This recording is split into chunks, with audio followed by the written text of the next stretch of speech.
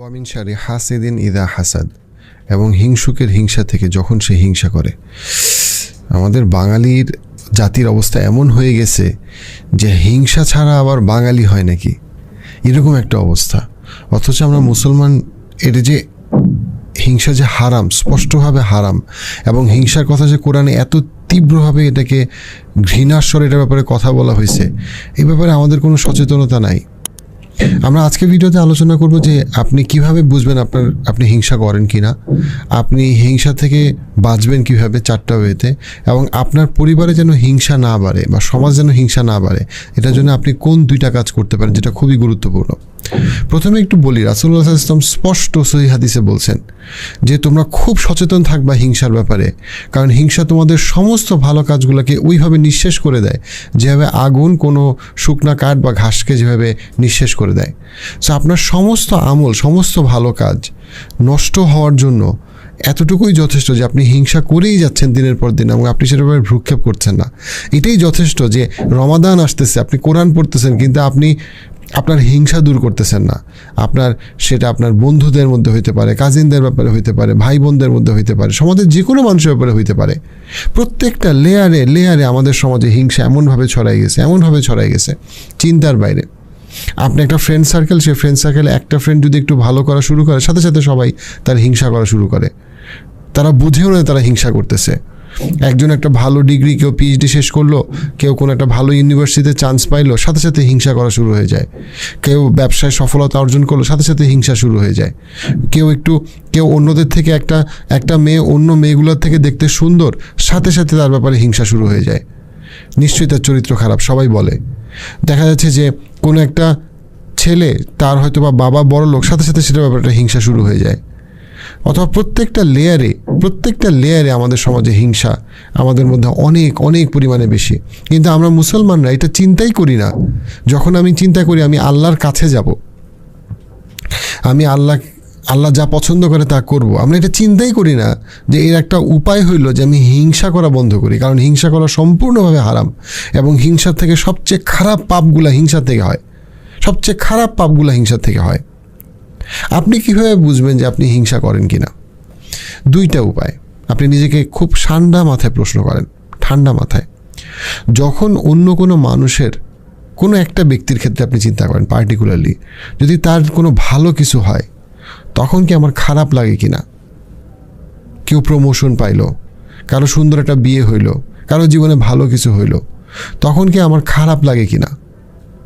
1 number litmus test. 2 number litmus test, অন্য কোনো ব্যক্তির যদি ক্ষতি হয়, তাহলে কি আমার মনে মনে আনন্দ লাগে কিনা? আগেই তো বলছিলাম এই জিনিসটা হয় কিনা, আগেই তো বলছিলাম। যখন অন্য কারো ভালো কিছু হয়, তখন আপনার যদি মনে হয় যে ও কেমনে পারলো, নিশ্চয়ই এখানে কোনো ঝামেলা আছে, ওর তো চাকরি পাওয়ার কথা না, নিশ্চয়ই লবিং করে চাকরি পেয়েছে, ওর তো ভালো হওয়ার কথা না, নিশ্চয়ই কোনো একটা গ্যাঞ্জাম আছে। আর যখনই খারাপ কিছু হয়, আগেই তো বলছিলাম, বেলুন তো ফুটবেই, কতদিন আর ধোঁকাবাজি করবা, বুঝছি তো। এই যে ব্যাপারটা, এইটা হচ্ছে গিয়ে অহংকারের সবচেয়ে সহজ সাইন। এবং আমরা বাঙালিরা এটা এমনভাবে করি অ্যাজ ইফ এটা তো দুধ ভাত। আমি অনেক সময় মজা করার জন্য বলি যে বাঙালিদের ডান কাদের ফেরেশতা অনেক আগে রিটায়ার করছে, কারণ তার কোনো কাজ নাই। আর বাম কাদের ফেরেশতা খুব ব্যস্ত, দিন রাত লিখতেছে, কিন্তু লেখা শেষ হইতেছে না। কারণ আমাদের মুসলিম ডিসকাশনগুলো হয় এরকম, আচ্ছা ভাই বলেন তো অক্টোপাসের মাংস খাওয়া কি হালাল না হারাম? অথচ সে সারাদিন হিংসা করে, এটা নিয়ে তার কোনো দুশ্চিন্তা নাই। আরে অক্টোপাসের মাংস খাওয়া হালাল কি হারাম, এটা দিয়ে আপনি কী করবেন, যখন জীবনে আপনি কোনোদিন অক্টোপাস দেখেন না, অক্টোপাসের মাংসও দেখেন নাই। হ্যাঁ, অক্টোপাসও অবাক যে এই বাঙালি মুসলমানদের সমস্যা কি, তারা কেন এমন জিনিস নিয়ে চিন্তা করে যেটা তার কোনো দরকার নাই, এবং যেই সমস্যাটা তার সমাজে ক্যান্সারের মতো ছড়াই আছে প্রত্যেকটা লেভেলে। আমি একটা মজা করার জন্য আমি আগে সমাধানের আগে এই জিনিসটা বলি, জিনিসটা বোঝা খুব দরকার। দেখেন, ইনসিকিউরিটি এবং হিংসা দুটাকে কমপ্লিমেন্ট করে। যে মানুষের ইনসিকিউরিটি বেশি, হারানোর ভয় বেশি, তাদের মধ্যে হিংসা থাকার সম্ভাবনা বেশি থাকে। আপনি যখন একটা গাড়ির মেকানিকের কাছে গেলেন, অনেক সময় কিছু মেকানিক আছে, তারা বলবে কি, আরে আপনার গাড়ির অবস্থা তো খুব খারাপ, হয়তো সমস্যাটা খুব ছোট, খুব খারাপ।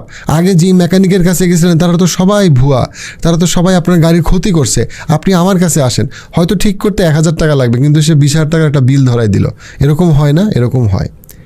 আনফর্চুনেটলি এই সেম জিনিস হয় অনেক বিশেষজ্ঞ ডাক্তারের কাছে গেলে। সবার কাছে আমি বলতেছি না, অবশ্যই বাংলাদেশে অনেক ভালো ডাক্তার, অনেক ভালো বিশেষজ্ঞ ডাক্তার আছে, বাট কিছু ডাক্তার আছে বাংলাদেশে বা কিছু বিশেষজ্ঞ ডাক্তার আছে, আরে আপনি অন্য অন্য ডাক্তারদের ফাইল দেখলে আরে ওরা সব ভুয়া, আরে ও কী করছে না করছে উল্টাপাল্টা ওষুধ দিয়ে রাখছে, আরে আমি ঠিক করে আসেন, আমার কাছে আপনি থাকবেন, না হলে আপনার সব শেষ হয়ে যাবে, সব ক্ষতি হয়ে যাবে, মানে সব ডাক্তার ভুয়া, খালি আমি ভালো। এবং দেখা যায় যে একজন বিশেষজ্ঞ ডাক্তার কিছু কিছু ক্ষেত্রে, সব ডাক্তারকে বলছি না, অবশ্যই বাংলাদেশে অসাধারণ ডাক্তার আছে, বাট কিছু কিছু বিশেষজ্ঞ ডাক্তার কাউকে কোনো কিছু শিখাবে না। তার ছাত্ররা যদি MD-FCPS শেষ করে তাদের হিংসা হয়, আরে আমার রোগী তো নিয়ে গেল রে, সে কাউকে শিখাবে না কোনো কিছু। সে এটা চিন্তা করে না আমার সফলতা হচ্ছে আমি আরও অনেক 100, 200, 500 বিশেষজ্ঞ ডাক্তার তৈরি করব যারা আমার থেকে ভালো ট্রিটমেন্ট দিবে। না, তার চিন্তা থাকে সব আমি খাবো, সব রোগী আমি দেখব। এই সেম সমস্যাটা কিছু কিছু লয়ারদের মধ্যে আছে, কিছু কিছু সাংবাদিকদের মধ্যে আছে, কিছু কিছু ব্যবসায়ীদের মধ্যে আছে।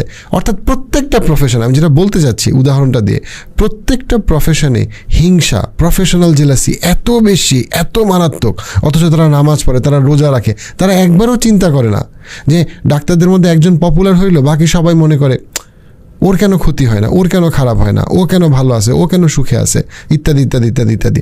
সো প্রত্যেকটা লেয়ারে প্রফেশনাল জেলাসি আমাদের মাথাটা খেয়ে ফেলতেছে, এবং এটা ক্যান্সারের মতো আমাদেরকে সমন্বিত হবে, এটা ক্ষতি করতেছে। কারণ যখনই কেউ ভালো করে, কোনো ব্র্যান্ড ভালো করে, কোনো বিজনেস ভালো করে, কোনো ইনিশিয়েটিভ ভালো করে, তাদেরকে সাপোর্ট করতে দূরে থাক, তাদেরকে কত তাড়াতাড়ি নামানো যায় এবং কত তাড়াতাড়ি অন্য মানুষদেরকে বোঝানো যায় যে ওরা আসলে ফালতু বাটপার। ইন্ডিভিজুয়াল লেভেলে, ইনস্টিটিউশনাল লেভেলে প্রত্যেকটা লেয়ার এটা এত বেশি, এত বেশি, এত বেশি। অনেক স্টার্ট আপ ফাউন্ডারদের আমি দেখছি তাদের লাইফের সবচেয়ে বড় প্রেশার হচ্ছে গিয়ে মানুষের হিংসা, তার নিজের কাজিনের হিংসা, তার নিজের বন্ধুদের হিংসা। 5টা বন্ধু আছে, একটা বন্ধু ভালো ব্যবসা করা শুরু করলো, সাথে সাথে বাকিরা চিন্তা করে যে ওর তো যোগ্যতা নেই, ও কেন পারবে, নিশ্চয়ই আমরা সবাইকে জানাই দিই যে ও আসলে ফালতু। সো এখন আপনি হিংসা থেকে বাঁচার জন্য আপনি কি করবেন? 4টা উপায়। 1 নাম্বার, সেটা হচ্ছে যে আপনি বারবার আল্লাহ আপনাকে যতটুকু নেয়ামত দিছে সেই নেয়ামতের শুকরিয়া আদায় করেন। দেখেন, হিংসা ইটসেলফ কোনো সাইকোলজিক্যাল ডিসঅর্ডার না। DSM-5 হিংসা বলে কোনো মানসিক রোগ নাই। এটা একদিকে যেমন সত্যি, আবার আরেকদিকে এইটাও সত্যি যে ধর্মীয় দৃষ্টিকোণ থেকে হিংসা অন্তরের একটা ব্যাধি। অ্যাট দ্য সেম টাইম কোনো সমাজে যদি হিংসা বাড়ে, দেন অবশ্যই ওই সমাজে মানসিক রোগও বাড়বে। কোনো সমাজে যদি হিংসা প্রচুর পরিমাণে বাড়ে, দেন অবশ্যই ওই সমাজে মানসিক রোগও বাড়বে।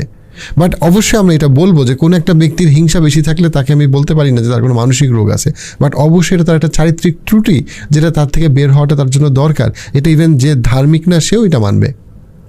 সো প্রথম বিষয় হচ্ছে আল্লাহ আমাকে যা কিছু নেয়ামত দিছে তার বারবার শুকরিয়া আদায় করা। কারণ আল্লাহ বলছেন যে তুমি যদি বারবার নেয়ামতের শুকরিয়া আদায় করো, শুধু আলহামদুলিল্লাহ বলা না, বরং জেনুইনলি, হ্যাঁ আমি যা খাইতেছি, আমি যা পড়তেছি, আমার যা কিছু আছে সেটার ব্যাপারে আল্লাহর উপরে সন্তুষ্টি জ্ঞাপন করা, তাতে আল্লাহ আরও বাড়ায় দিবে এবং ধৈর্য বাড়ায় দিবে। 1 নম্বর। 2 নম্বর যেটা, সেটা হচ্ছে কি আল্লাহর কাছে বারবার বারবার তওবা করা, গুনাহ মাফ চাওয়া। তাতে আমাদের মর্যাদা বাড়ে, তাতে আমাদের ঈমান বাড়ে। কেন? কারণটা হচ্ছে হাসাদ আমাদের অন্তরকে শক্ত করে দেয়, আল্লাহর সাথে আমাদের দূরত্ব তৈরি করে, এবং ইস্তিগফার, আল্লাহর কাছে বারবার ক্ষমা চাওয়া, এটা আমাদের অন্তরকে পরিশুদ্ধ করে। এবং যে ইস্তিগফার করে আল্লাহ তাকে ভালোবাসেন, এবং আল্লাহ যাকে ভালোবাসেন সে তার নিজেকে ভালোবাসতে শিখে। আপনি আপনার সেলফ লাভ কীভাবে ডেভেলপ করবেন জানেন? আপনার সেলফ লাভ ডেভেলপ করার, নিজেকে ভালোবাসার সবচেয়ে সুন্দর উপায় 2টা হচ্ছে গিয়ে আল্লাহর প্রতি বেশি বেশি শুকরিয়া আদায় করা এবং ইস্তিগফার করা। কেন? কারণ আপনি যখন বারবার শুকরিয়া আদায় করবেন এবং ইস্তিগফার করবেন, তখন আল্লাহ আপনাকে ভালোবাসবে, এবং যখন আল্লাহ আপনাকে ভালোবাসবে তখন আপনার মধ্যে নিজের ব্যাপারে আত্মবিশ্বাস বাড়বে যে আমার তো হারানোর কিছু নাই, আমার সাথে তো আল্লাহর সম্পর্ক আছে। সো সেলফ লাভ যখন বাড়বে তখন আপনার আল্লাহর সাথে সম্পর্ক বৃদ্ধির মাধ্যমে যখন আপনার সেলফ লাভ বাড়বে, তখন আপনার হিংসার থেকে আপনি বের হয়ে আসতে পারবেন ইনশাআল্লাহ। 3 নম্বর যেটা বিষয়, সেটা হচ্ছে গিয়ে নিজের ইনসিকিউরিটি থেকে বের হন। অনেক মানুষ প্রচুর পরিমাণে ইনসিকিউরিটিতে ভোগে। তার নিজের ভালো কিছু হইলেও সে নিজেকে মনে করে আমার যোগ্যতা নাই, সে সুন্দর হলেও তার নিজেকে মনে হয় যে আমি তো সুন্দর না, এবং অন্য সমস্ত মানুষকে তার কেপেবল মনে হয়, তার নিজেকে তার ইনকেপেবল মনে হয়। এবং এই জিনিসটা বাড়তে বাড়তে বাড়তে বাড়তে একসময় সে প্রচণ্ড পরিমাণে হিংসা করাকে তার নিজের জন্য সে স্বাভাবিক মনে করে। সে হিংসা করাকে তার নিজের জন্য সে স্বাভাবিক মনে করে, এবং এইভাবে সমাজে হিংসা বাড়ে। সো নিজের ইনসিকিউরিটির দিকে লক্ষ্য করুন। কেন আপনি এত ইনসিকিউর? কেন আপনি যা কিছু জীবনে পাইছেন বা করছেন সেটা করার পরেও বা পারার পরে আপনি নিজেকে অযোগ্য মনে করেন? সো নিজের ইনসিকিউরিটি থেকে নিজেকে ওভারকাম করাটা খুবই ইম্পর্ট্যান্ট, খুবই ইম্পর্ট্যান্ট। এবং 4 নম্বর পয়েন্টটা হচ্ছে যে আল্লাহর উপরে ভরসা রাখা। আল্লাহ আমাকে যা দিছে এবং যা দেয় নাই, দুইটাই যে আপনার জন্য ভালো সেটাতে বিশ্বাস করা। আল্লাহ কোরআনের আয়াতে সূরা বাকারাতে বলছেন, তোমরা অনেক কিছুকেই তোমাদের জন্য উপকারী মনে করো যেটা তোমাদের জন্য ক্ষতিকর, এবং তোমরা তোমাদের জন্য অনেক কিছুকেই তোমরা ক্ষতিকর মনে করো যেটা তোমাদের জন্য উপকারী, এবং আল্লাহ জানেন তোমরা জানো না। আপনার চেহারা, আপনার গায়ের রঙ আপনার ভাল লাগে না, আপনার বান্ধবীকে আপনার অনেক সুন্দরী মনে হয়, কিন্তু আপনি তো জানেন না আপনি যদি ওনার মতো সুন্দরী হইতেন হয়তো আপনার জীবনে কোনো বিপদ নেমে আসতো, হয়তো আপনি জীবনে কোনো একটা বাজে কোনো একটা সঙ্গর সাথে জড়াই যেতেন শুধুমাত্র বিকজ আপনি ওকে ওই সৌন্দর্য দেওয়া হয়েছে। আপনার আরও টাকা লাগবে, আপনি এটার জন্য ডেসপারেট, কিন্তু আপনি জানেন না যদি আপনাকে এখন হঠাৎ করে 10 কোটি টাকা বেশি দেওয়া হইতো আপনি হয়তো আল্লাহকে ভুলে যেতেন, আপনি হয়তো বিপদে চলে যেতেন, আপনি হয়তো জুয়া খেলা শুরু করতেন। যেটা আপনার নাই সেটার মধ্যেও একটা বরকত আছে। অবশ্যই আমরা আল্লাহর কাছে উত্তম রিজিক চাবো, কিন্তু আল্লাহ যে রিজিক আমাকে দেয় নাই সেটার মধ্যে যে আমার বরকত আছে সেই ধৈর্য আমাকে ধরতে হবে, এবং এইটা আল্লাহর উপরে ভরসার খুব ইম্পর্টেন্ট একটা ব্যাপার। আমরা অনেক সময় মনে করি আমার যদি খালি ওইটা থাকতো, এইটা থাকতো, কিন্তু অনেক সময় আমার যদি আসলে ওইটা বা এইটা থাকতো, ওইটা আমার ওই নতুন আইফোন পাওয়ার একটু পরে আমার কাছে মনে আর তারপরের আইফোনটা তো আমার কাছে নাই, এটা হলো একটা ক্রাইসিস। আরেকটা ক্রাইসিস হচ্ছে গিয়ে আপনি কেন মনে করতেছেন যে আরও বেটার চাকরি বা আরও বেটার বিজনেস যেটা আপনি অ্যাসপায়ার করতেছেন সেটার মধ্যে কোনো বিপদ নাই, যে বিপদটা থেকে আল্লাহ আপনাকে বাঁচাইতেছে ওই ব্যবসাটা বা ওই প্রমোশনটা না দিয়ে? হয়তো আপনি একটা বিরাট বিপদে পড়তেন, আপনি জানেন না।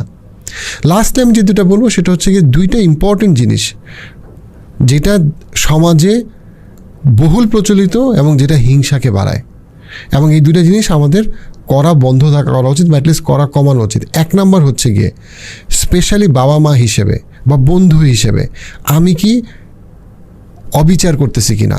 আমার 4টা সন্তান, আমার 2টা সন্তান, আমি একজনকে দিলাম একজনকে দিলাম না, একজনের খোঁজ দিলাম আরেকজনের খোঁজ নিলাম না। এই যে আমি অবিচারটা করতেছি, এই যে আমি একজনকে কোনো কারণ ছাড়া আমার 2জনকে প্রায়োরিটি দেওয়ার কথা, একজনকে দিচ্ছি আরেকজনকে দিচ্ছি না, তার মধ্যে কি হয়? তার মাধ্যমে হিংসা বাড়ে, এবং এটা আমাদের সমাজে খুব কমন।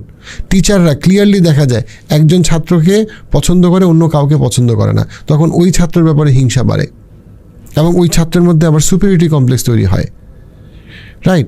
সো অর্থাৎ সমাজে আমরা কিছু কিছু কাজ করি যেখানে আমরা ক্লিয়ারলি কিছু অবিচার করি, এই অবিচারটা হিংসাকে বাড়ায়। আরেকটা হচ্ছে গিয়ে আপনার জীবনের সমস্ত ভালো মুহূর্ত বা ভালো কিছুর ব্যাপারে শো অফ করার জন্য সোশ্যাল মিডিয়াতে শো অফ করার কোনো দরকার নাই।